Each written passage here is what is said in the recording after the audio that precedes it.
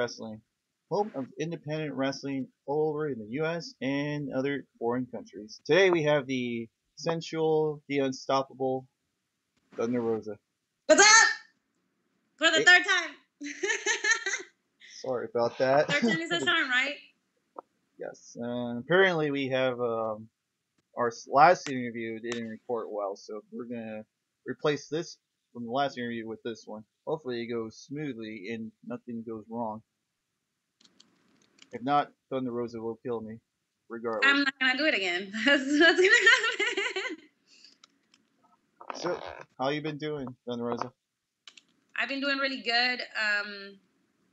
Just studying, wrestling, sending emails, talking to the fans, working on my shoulder. It's all good in the hood. You got injured during early early this month, correct? hmm Can you explain what happened during that match? I mean, it was it was one of those freak accidents, and I took a bump, and it was just a regular bump, and I thought it was gonna be fine, and unfortunately, I wasn't. So I mean, the diagnosis is that I had a partially tore rotator cuff, but I mean, it seems like it is more of my bicep tendon. Is So that your first fatal accident? Well, fatal injury. yes. No, it's just like the second time I get injured. Like the first time I did something, but you know what? It was my fault because I wasn't properly trained. So I messed up the muscle of my knee on my left knee, and I was out for like 6 weeks.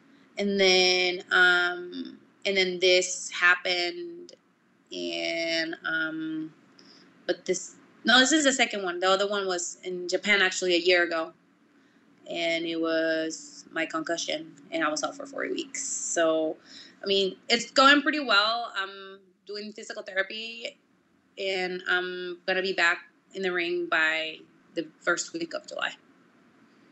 I want to go with the concussion that you were suffered for 4 weeks. Um, was that during a match? Like, was that like a wrong head bump? No, I think it was during training, and I was already kind of concussed, and then I had my match, and then, I got a head bump. Sorry, I'm like drinking my protein shake. And then, I just got concussed really bad. I never had a concussion before, so. And then, well, concussion is like very serious in the wrestling business. But that would that scare you? It's like, oh my god, this is like a concussion. It's like, did you talk to somebody who had the concussions while another wrestler? No, I read a lot about it, because it's like once you have one, it's like the likelihood of you getting one, it goes, you know, exponentially higher. So, right now, I'm, knock on wood, I have not. Yeah. So, and they can you explain about how they approach you about the character Cobra Moon? They just asked me. They just told me that they have something in mind, and they see a lot of characteristics of my personality and in Thunder Rosa, and that's how it went, pretty much. And then did to the character, did he seems like, huh? It's not me, Thunder Rosa, but it's a new chapter to your wrestling career. Is that like also a bigger opportunity for you? Like it opens to bigger doors, like getting you to wrestle for other promotions outside California. Oh, definitely. Like I saw, uh, I saw a little like people more interested. Oh, you're in Lucha Underground. She's Lucha Underground talent. But with like my character, as you see, like I started wrestling, and now it's like I'm more like she's more in the story with Daga. So things in TV business, it changed really quickly. So one day you can be doing something, and the next day you can do something else, or the next day you can be totally cut. Um, so I'm like really open. This is something new. This is different. This is not like WWE and where you have a storyline and you wrestle all the time, or you're like, you know what I'm saying? It's just completely different. So I'm open, and I hope when you guys see season 3, to be ready to see what you're gonna see, because the characters just continue to develop in a very interesting way. And like I said, I'm really happy this is happening to me, because it's like I'm able to like really think about, you know, who Cobra Moon really is and what her motives are, and I'm able to portray that on every week that I'm on TV, and people are seeing that, you know, which is good, which is really good. People can identify certain feelings and certain things that she does, you know. And I know that in season 3, you guys are gonna be blown out of your mind about it. So your first time entering the temple, were you kind of surprised, or you have mixed emotions? Like, I don't know how the crowd they're gonna react to Thunder Rosa or AKA Cobra Moon. It's like, do they know who I am, or I'm just another independent wrestler? I never felt like you know, like that. I will say I was a little starstruck a little bit, you know, because I was working with all these people that I either seen on TV or seen in Mexico when I was younger, like on soap operas and stuff like that. And then now I get to work with them one on one, and I get to interact with them.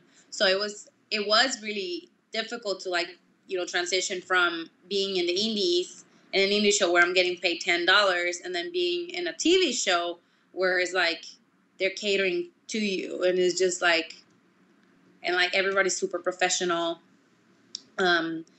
you know, very like-minded people, and it's just so different. So I mean, at first I was like, oh my god, I can't believe I'm here. Oh my god, do I really uh I mean, I earned this. Like, this is freaking amazing, you know. And it was like, and then you always get those doubts, like maybe I'm not ready. Maybe it doesn't matter at this point. Like, now I've been there for 2 seasons, and I know I was there, and I was chose for a reason, you know. So I'm just like, now it's like when I get into a temple, it's like, again, it's like that magical feeling when I'm there, I'm working there. And then when I go back to the indies, it's like, okay, what I've learned this weekend, I'm going to implement it in the ring this time. Because although, like I said, just because I am not in the ring wrestling, that doesn't mean that I don't learn anything when we're preparing for the show. I'm always asking questions, and I'm always like trying to learn things that I might not be able to learn where I'm training. So it's like I have like some of the brightest minds in the wrestling business working with me. Why not, you know, pick the ring? And then, can you tell us who get who you talk to behind the scenes in Lucha Underground? Like, who give you like feedback, or like you want to hear comments about, like, hey, did you like my match, or like, can I do something better? You know, I've talked to pretty much everybody in a way. There's certainly some people that I'm more close to. Like, you can see on Instagram, like in the mornings, one of my motivators, and you know, she's a super big cheerleader, is Sexy Star. She's very motivational, and she always has something very interesting to say about, you know, the role of women in wrestling based on her, you know, past experiences. So I really enjoy talking to her. A lot of you know, Aerostar, Drago, I talk to them about like their experiences wrestling. I talk to everybody, you know, and it's like, I listen. I like to listen, and I like to pay attention, because I know all this information is going to help me uh, in the future. But you know, who else? Um, you know, definitely I ask for feedback from, you know, my agents and stuff like that. So, and people are interested in helping me, that help me a lot. So I don't know. Do you, We're like a big family. also, are you close with the machine? They call him Cage. Well, I mean, I talked to him. Like, he's a very nice guy. We all, like I said, we all talk to each other. Because you and Cage are from both from NorCal. Like, I don't know if you guys work to the same promotions. I worked in a lot of shows with him, but you know, sometimes you don't want to be like on people's faces when, especially when you're starting. I mean, you go and say hi, shake their hand, but nothing like, hey, bro, let's hang out, let's go to a party or whatever. I mean, he's super nice. You know, like I said, everybody's been like really nice to me, like in the last couple of months. So Because the reason why, because again, I as a fan, I kind of follow social medias like Hmm. you, Cage, Sheila, Melissa, also another girl from NorCal.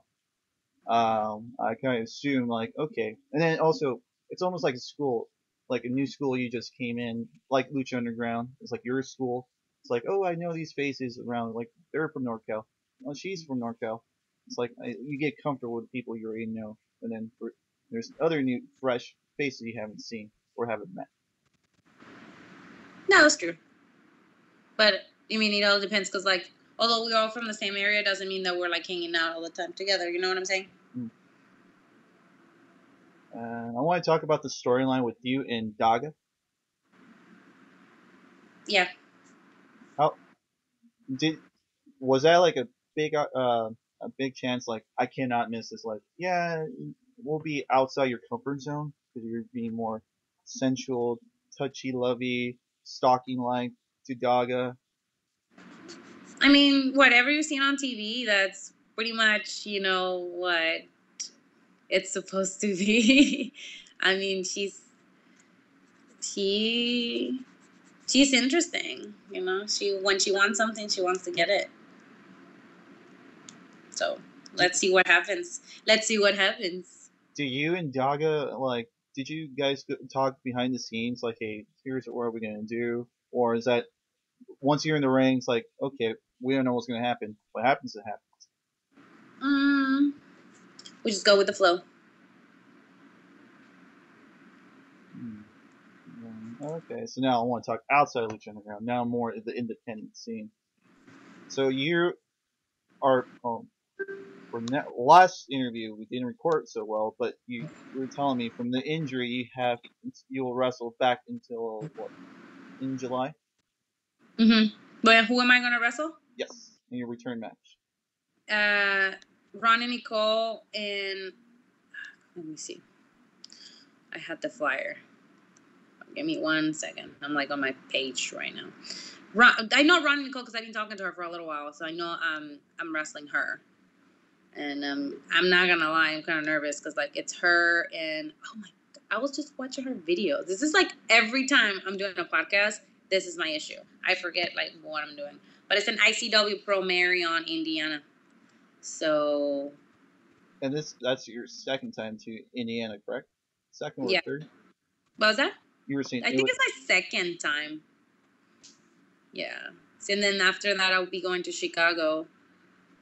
And then from Chicago, I come back to San Diego and then LA. So I It will be busy. was the one in Chicago wouldn't be Shimmer. No, I'm not working for Shimmer yet. Will you like to work for Shimmer if they approach you? You know, I will like to because it's such a great platform for women's wrestling. But I also have to be in certain in certain instances I'm kind of like I need to be patient. I need to knock a couple knock on doors a little bit more. You know, have more solid matches and then go there. But when the time is right, I know it will come and then I'll be able to be there. So I'm not rushing. Like right now, I'm like really enjoying the ride and like really enjoying the opportunity that has come with Lucha Underground and all the other doors that has opened for me, and also the hustle that that my team and we have in order to get these bookings, because some of these bookings don't happen just because it happens because we put ourselves out there and because we're like eager and hungry to learn and to work with different people. You know. Yeah. So, like right now, you're just still discovering yourself or elevating more of Thunder Rosa.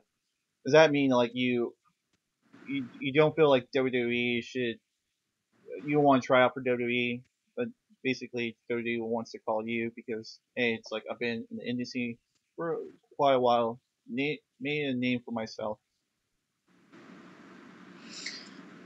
Um, again, I'm just allowing destiny and the universe to like set things for me. I have goals which I have accomplished already.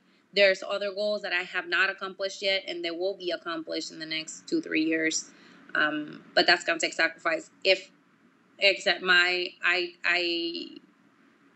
love Lucha Underground. they were the ones who saw potential in me, and I want to stay with them as long as possible, you know, because we're part of the team, and I was part of the team. So I mean, once Lucha Underground is over, then I'll have the world of opportunities to explore and see. And like again, if this is like the one of the big and only thing I do, I will be happy with it because I met fantastic people that I would never met otherwise. I made really good connections and really good friendships. More than the connections, like sometimes it's not all about the money and the fame. It's about the connections that I made with the workers and with fans. Because like some of the fans that have gone to Lucha Underground follow us on the indies and they travel 4 hours to come and watch us wrestle. And I know a lot of them do that because, again, my Cobra Moon is so different from Thunder Rosa, and then they come to see who Thunder Rosa is, which I appreciate. So we'll see. And speak of me as a fan of you and the rest of the fan base you have, like we kind of appreciate you. Like your character, you can do face, you can do heel, or mix between. Like something about you kind of attracts the fans. As me, like we can't. It's hard to boo you, but it's hard to cheer you. So you're doing something right as a wrestler in the indie scene. Yeah, I mean, you can still boo me, like, 'cause sometimes I'm like a terrible person in the ring, but at the end of the day, like, um, who I don't know. It's just kind of weird. Like even when I was a super heel in some places, people were like, "Oh my god, I love you. You're like the best thing ever." I'd be like, "How?" But And do you this care? Do my you? I was gonna say, do you care about the compliments of the fans they give you, if it whether it is a live indie show or at social medias like Instagram, Facebook? I absolutely like I love. It's like I don't know. Sometimes I feel like certain people, you can be somebody's miracle for their day, right? And when they see something in you or they see a video that you have there and they give a compliment, it's because you were something positive in their day, right? And of course, I think it's like I like to validate when they say, "Hey, you're a great person" or "You're a great wrestler." Regardless if I believe it or not, like it is important to acknowledge, you know, our fan base because that's what keep us afloat and that's what keep us current. Because when people are not talking about you, if either good or bad, then you're there. You know, you're just another wrestler. But when people are talking about you and there's a buzz, it's like, okay, then you're current on other people's eyes. So that will like people. Oh yeah, I've heard of her. Yeah, I've seen some stuff about her. Oh yeah, her social media is like crazy. She's always on my feed. So it is important to validate our fans' feelings. To my opinion, some people think otherwise. And and then also you have the other fans, the haters, the non-believers of Thunder Rosa. Like, do they get to you? Do they get to your skin? Uh, I I honestly learned how to block it. It comes to a point in where um, it is so much negativity that what's the point of even like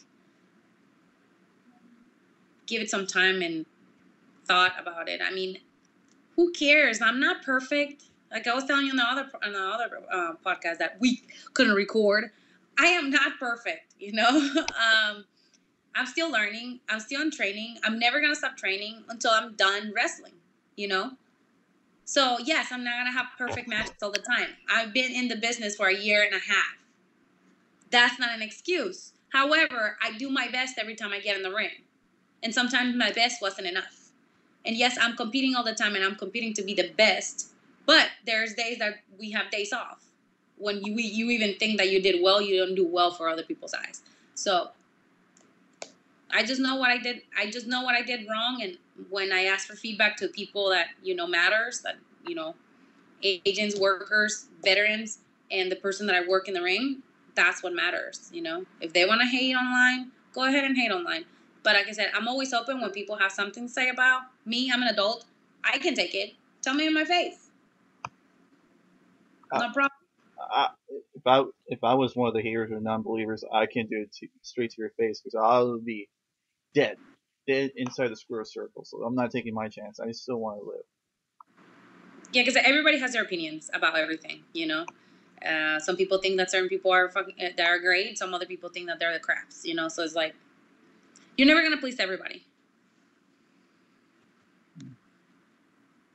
Was there a time? Well, you say you've been been to the industry, wrestling industry for almost less than 2 years. Was there one match that kind of stand you out, and there was another match that like you kind of regret wrestling? Yeah, I think we all have that.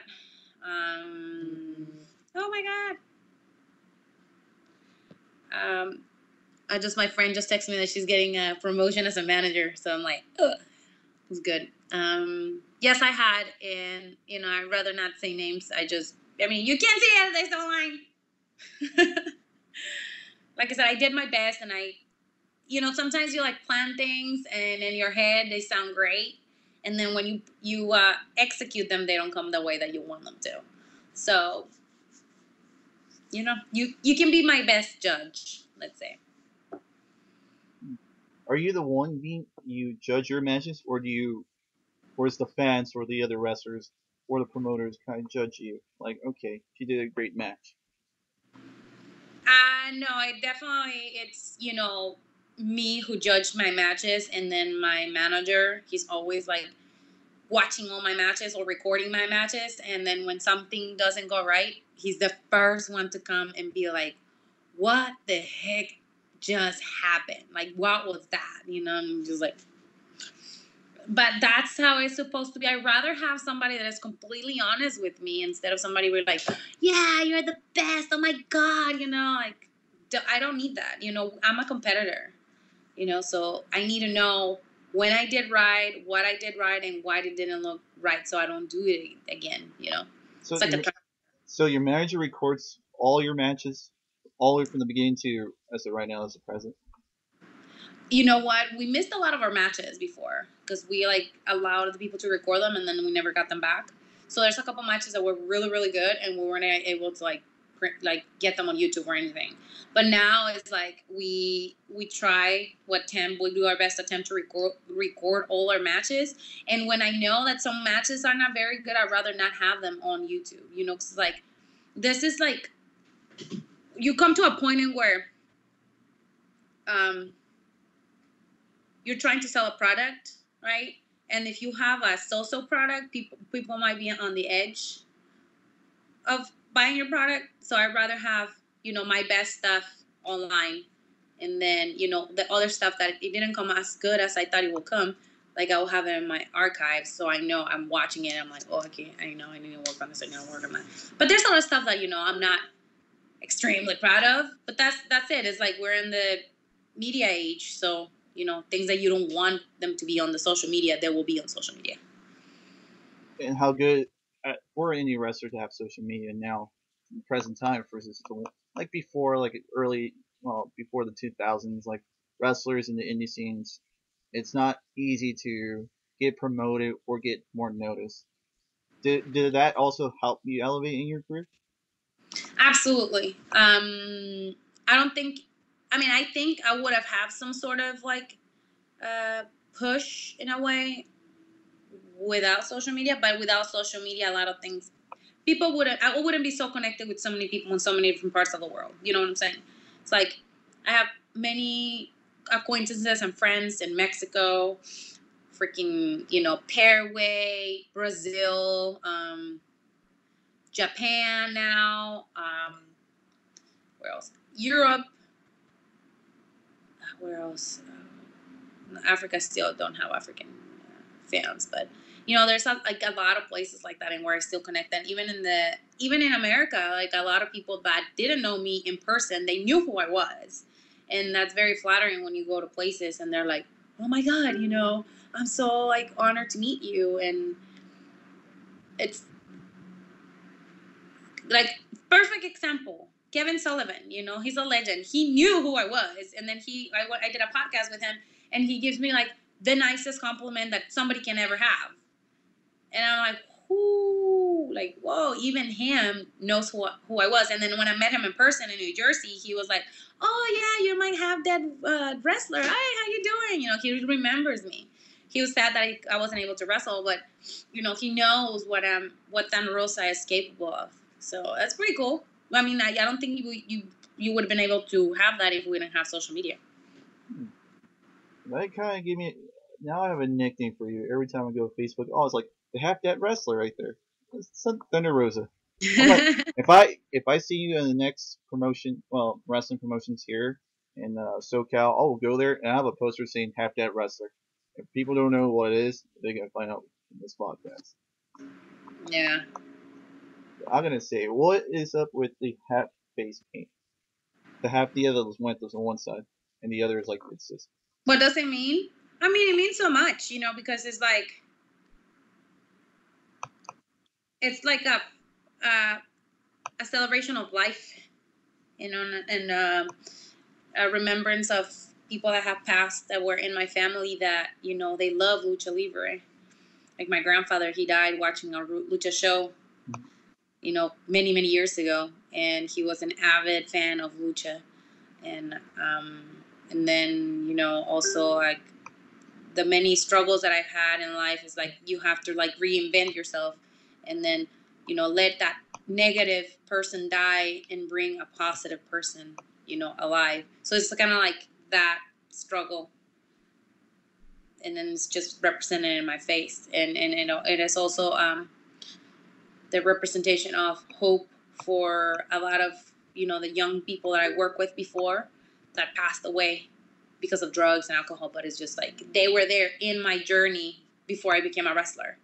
So lately, honestly, I've been like, I always remember them, but now lately I've been praying a lot, and before I get in the ring, that's one of the things that I pray for. I hope nobody gets hurt, that the people that are like watching over me keep me safe, blah blah blah. So it's I live the gimmick, man. And the gimmick sells too, correct? Yeah, the kids really like it. Adults really dig it. They're always like, oh my god, you look so pretty. Like, I mean, I always do my makeup different, but it's like it gives like another flavor to who I am. So, and I like it. It's over the top, and although like I don't think you can even top it even more, you can keep it current, and you can keep it anybody can identify with you. And then you only do it half the size of the face. Like the other is like you don't paint it at all. No, and then sometimes when I'm about to go to war, that's when I paint my full face. So when I do Twisted Sisters, I paint my face one side, and then the other side is Holidad. So we're just like together. Oh, now you're speaking of Holidad, your rival and tag team partner, which is kind of love and hate relationship, as you can say. With her. Yes. Yeah, I mean we're like sisters. Like I was like looking at a couple pictures of my sister from Mexico, and I'm like, I will annoy her until she punches me in the face. So I do the same thing with Holidad. Like I annoy her until she punches me in the face. So I'm just glad we became really good friends in such a short time, and that we trust each other the way that we do inside and outside of the ring. So that's why when we have matches, it's like we mesh together. Like people love seeing us beating each other up. I don't know why. Probably it's because of the chemistry you girls have. I think so, and I can't wait for FCW on my birthday, because we will have a couple of surprises. Well, hopefully, what is your birthday? July 22nd. What? Oh, I'm gonna put that on my calendar. I'll be putting my Amazon wish list, which I never done before. For fans, now we're gonna put the Amazon wish list on this podcast, so I will link it to it. So yeah, man, like be nice, be gorgeous. I'll send you a thank you letter. that'd be great. Just give me your address. But well, you being a singles wrestler for a majority of your wrestling career, now with Holidad's you're now in the tag team. Is it different being a single wrestler and a tag team wrestler? Yeah, the psychology of tag team is different than the you know, regular wrestling. I think sometimes it can become harder, especially when you work with tag teams that don't work together as much. But when you have tag teams that have been together for longer, like, it definitely makes it a lot easier and interesting. Like, one of my favorite ones to work with is the Classic Connection. They're jerks. And we're gonna face them again too, so I'm excited. And then we get to face the Ballards. I mean, come on, the Ballards.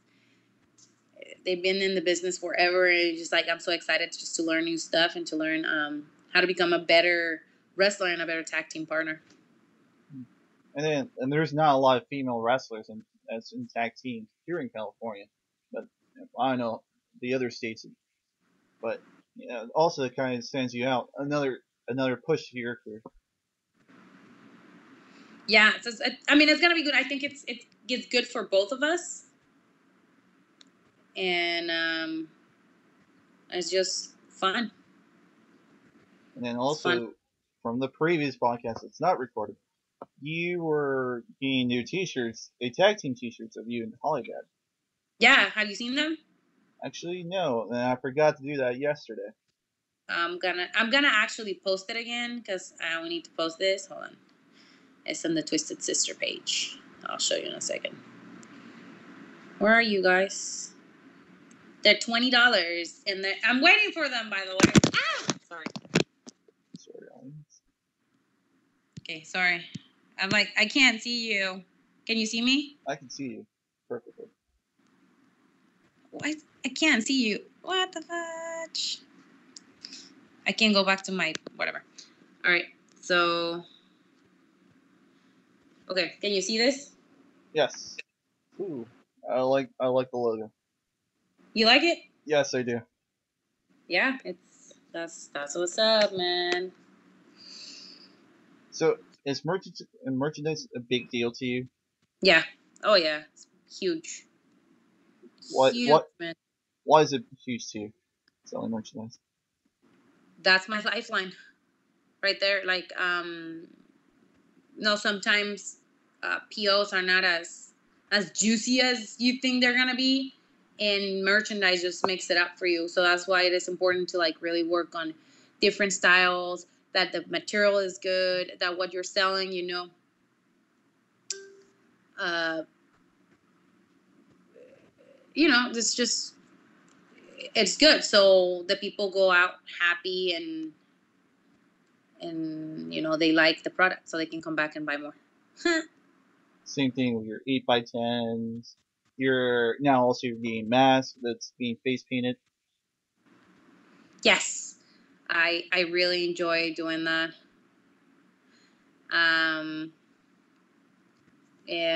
Well, right now I'm like, because I can like really dig in my artistic side, that I don't get to do as much, and get paid for it. Like, a lot of the masks that I made by hand, I spend like 20, 30, sometimes depending on how detailed they are, an hour, making them, the painting them. And like, I'm trying to have um to start painting kids' faces at the shows. I think that's cool. That's a great idea. And how much are the masks? The masks are 10, and the bracelets that I make are $3, depending on the beads that I use. I also make necklaces. They're 5. Everything is handmade. And all the face masks, they have different design, or all of them duplicates of the previous design? No, they're different. I'm gonna show you. I'm gonna show it on my. Hold on, where? Got my box of goodies. I'm gonna show you. Bum, bum, bum. We're already talking about merchandise. Okay, so I have the masks, right? So you have different designs. They're all, like I said, they're all made by hand. The Spider-Man one, I like that one. and I need to work on more because we sold 6 of them already. And these are like, I think I was mentioning to you, like I get stuff made locally. So this one was made by my roommate, the design, and then I got it made by Savage People, which work here in San Francisco. This one is like my brand new one. This design is made by a guy in Mexico. It's called Bulldozer. They're great. The material is great. As you can see, the design is actually pretty sick. It's my face, you know, from one of the pictures that I took in Japan. So that's that. Then, these are the bracelets that we make by hand. Have a skull. I don't know if you can really see it. I can see They have, it. yeah, the skull and like the beads and stuff. This one also was made. This is my keychain with my face. And then we have pins, like little tiny little baby pins with fan art. Like actually I take fan art really serious, and people, make this stuff for me, the big buttons. And I use stuff that were given to me by fans, and I put their name, and it's important to give them credit. And like I said, it all comes in a full circle. Like this pins are the Powerpuff Girls, and one of the fans from Europe made it for me. So it's like it's important to give them respect. And this is made from Mexico. This guy made this like really cool design, and I was like, I'm gonna make it a pin. So, like I think fans feel really good when they see their art, being sold, and I give them credit. And then this one's again, they created this is my logo. They used the T and the R, and it was created by Savage People. These are like the people that I work here the closest, and it's really cool. I might purchase a T-shirt and a sticker. The sticker I can have back in my laptop. Cool. I have this ones and the other ones from this one. If you can see from this one. So yeah, you should, man. On my next UIPW show. And when's that show? Is in July, or is it July 9th? Yes, it's UIPW versus UIEW. That's gonna be a big night, especially that's the same date as UFC. Yeah, so it's gonna be fun. I'm ready to have fun and to enjoy the night. Always. And also, your 8x10s or 11x16s. I don't know the actual size. I seen there's wrestling pictures, and then you have the other pictures, the bikini shoots. Do you believe that sex sells? Absolutely. Of course. I'm already thinking about what else am I gonna do. Something racing, something fun. I enjoy doing those photo shoots because they're fun. I don't get to do that very often. And also it shows like the kind of work that I put in, to like be in shape, because like I said, being in shape is not that simple. I'm actually gonna start putting some stuff on my YouTube channel that will go onto my website, and where people can hate as much as they want to hate. If I put pictures on my butt, I can put pictures on my butt. I spend multiple hours at the gym working on it. It's like I wasn't like this at all. You guys can see my before and after pictures on my Facebook. It takes a lot of time and dedication. And being an athlete is not just like, oh, I'm just gonna go to the gym and just like try to look cute. No, it's like you gotta dedicate yourself to what you think is gonna help you inside and outside the ring. And for me, being in shape and being in top shape and being healthy, it's helping me in many different ways because it's opening many different doors. And being able to model bikinis, being able to model clothes, being able to be more marketable, it only helps me further my career as an entertainer. So if I can sell the pictures, why not? So you're almost promoting yourself out there. Yeah. It's in a different aspect. Yeah, people might find it offensive or might find it as she's just trying to sell her looks. Again, that's the opinion of people. You will take only the positive feedback, but you won't take the negative feedback. You kind of neglect that. Yeah, and that's why I'm like doing what I'm doing. Honestly, those bikini pictures helped me so much this last 2 weeks to stay afloat. Like I sold a lot, and I'm not wrestling right now. I'm injured, so it's helping me pay my bills. And the fans love the pictures. And my photographer is a great photographer. He works with some of like hottest models and dancers in Los Angeles. And the guy where we took the pictures really kind is a producer, and he just helped us so much with ideas and stuff like that. So I think it's really cool. I a lot of the a lot of the professional wrestlers are on TNA and they're on all these like big companies, which I'm in a big company too. They do this photo shoots too. You know what I'm saying? So it's like I don't see nothing wrong with it. Sure. And then what else can say? Which with Lucha Underground being a big popular name, and then I don't know for how long Lucha Underground will still exist. Like, but you will still be there to this day, correct? Because they gave you the opportunity to work with a big promotion like Lucha Underground. Yeah, I mean, like I said, I will stay loyal with Lucha Underground until we're done taping, and they say we're on our way, and because it's like if nothing else, it's I love working there. But do you also like the schedule kind of set up? Like, okay, it's gonna be a full day, well, half a full day.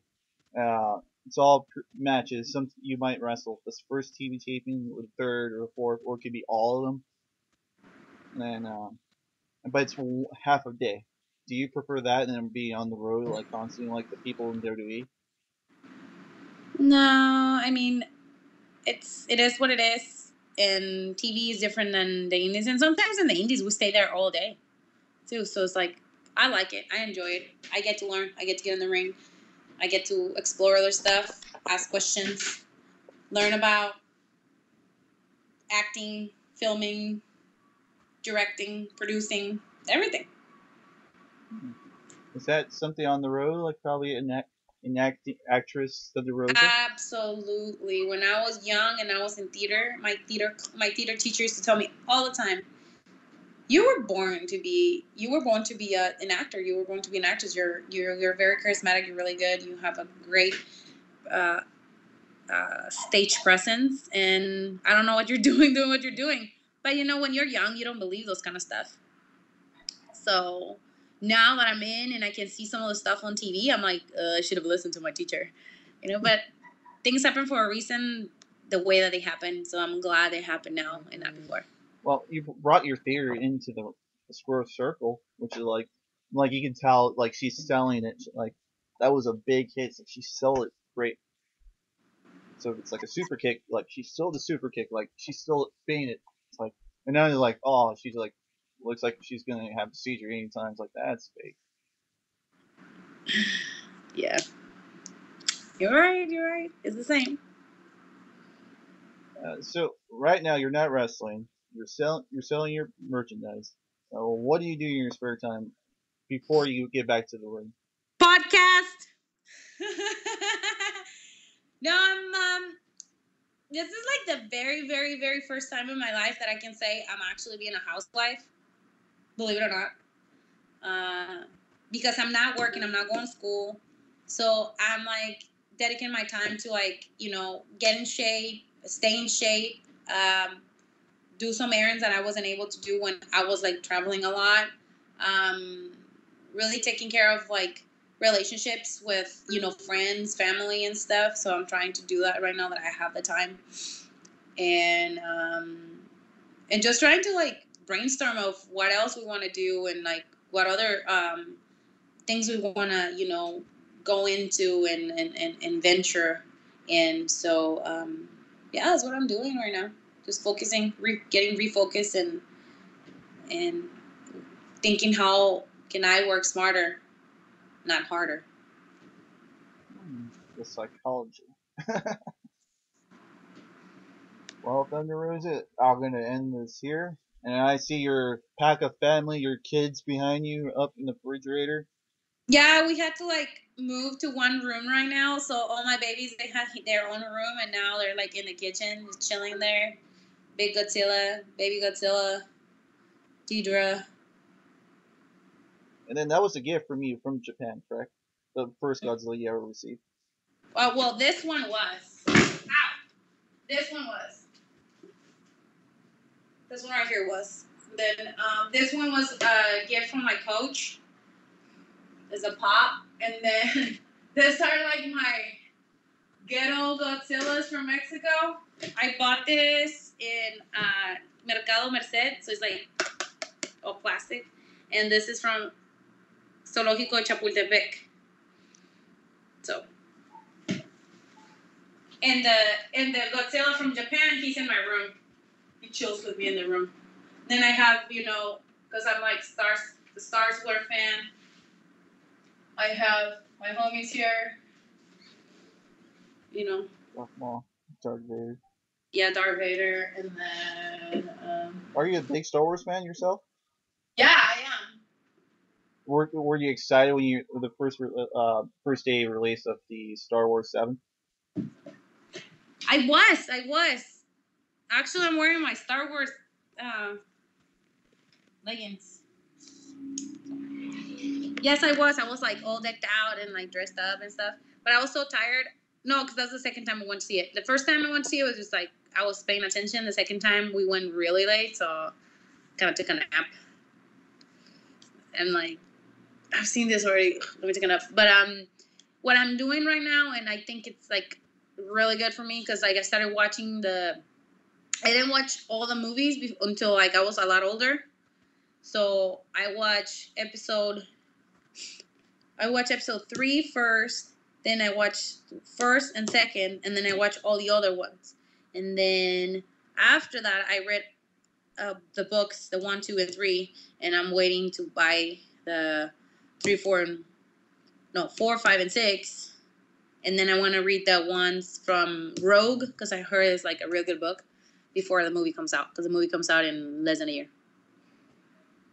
I think in December. Yeah, it does. Like, I'm excited. It's gonna be good. So hopefully, a Darth Vader comes in it too. Yeah. And I also kind of picture you one day for Star Wars fans or Star Wars month or week that you might have face paint your face into Darth Maul, but in your version. That is so good. You just give me a really good idea.